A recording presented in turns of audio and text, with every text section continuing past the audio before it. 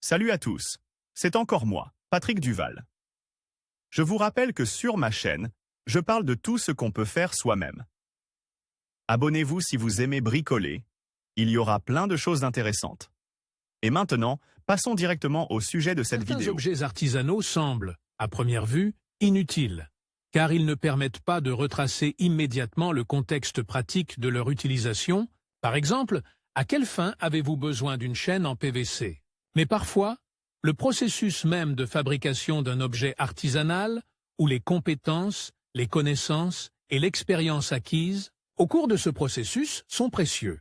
Par ailleurs, une chaîne en plastique peut devenir un bijou fantaisie, un élément d'installation avec lequel vous pouvez jouer, faire des exercices ou démontrer des tours. Il n'est pas du tout difficile de la fabriquer, il vous faut d'un morceau de tuyau en PVC, d'une scie pendulaire, d'une scie sauteuse, d'une scie à main ou d'une mini-perceuse munie d'un disque à découper, d'un porte-anneaux, par exemple une pince à bec rond, d'un sèche-cheveux de chantier ou de toute autre source de chaleur appropriée, un gabarit pour former des maillons de chaîne de forme oblongue, un accessoire pour sèche-cheveux sous la forme d'une fine plaque métallique ou d'une lame de couteau. Le processus de fabrication d'une chaîne en plastique à partir d'un tuyau, la technique de fabrication d'une chaîne en plastique est assez simple et évidente.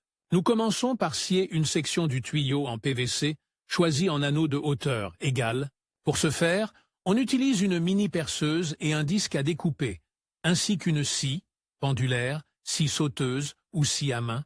Vous pouvez également utiliser n'importe quel appareil qui coupe automatiquement des anneaux de même hauteur. Après avoir réalisé le nombre nécessaire d'ébauches des futurs maillons, on commence à enlever les marques de sciage et à meuler leurs extrémités. Pour ce faire, utilisez un outillage adapté à cette opération. Émerie, disque abrasif, meuleuse, etc. Enfilez quelques anneaux sur un objet approprié, par exemple une pince ronde, et les soumettre à l'air chaud d'un sèche-cheveux de chantier jusqu'à ce que le matériau s'assouplisse et commence à se déformer plastiquement. Sans attendre, placez les anneaux chauffés sur le gabarit pour obtenir une forme oblongue et maintenez-les ainsi jusqu'à ce que les maillons durcissent dans leur nouvelle forme. Pour ce faire, appuyez légèrement sur les maillons avec des doigts gantés, réalisez des coupes transversales dans tous les éléments à l'aide d'un disque fin fixé à la broche d'une mini-perceuse. À l'aide de ces entailles, reliez les différents maillons pour former une chaîne.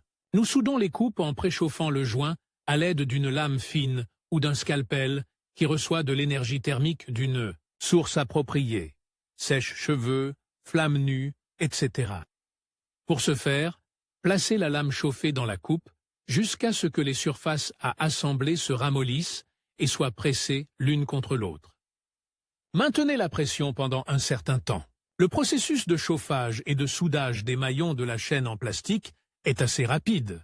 Il dure littéralement quelques secondes en raison de la petite surface de contact, chauffage, et de la grande surface de dissipation, de la chaleur, refroidissement,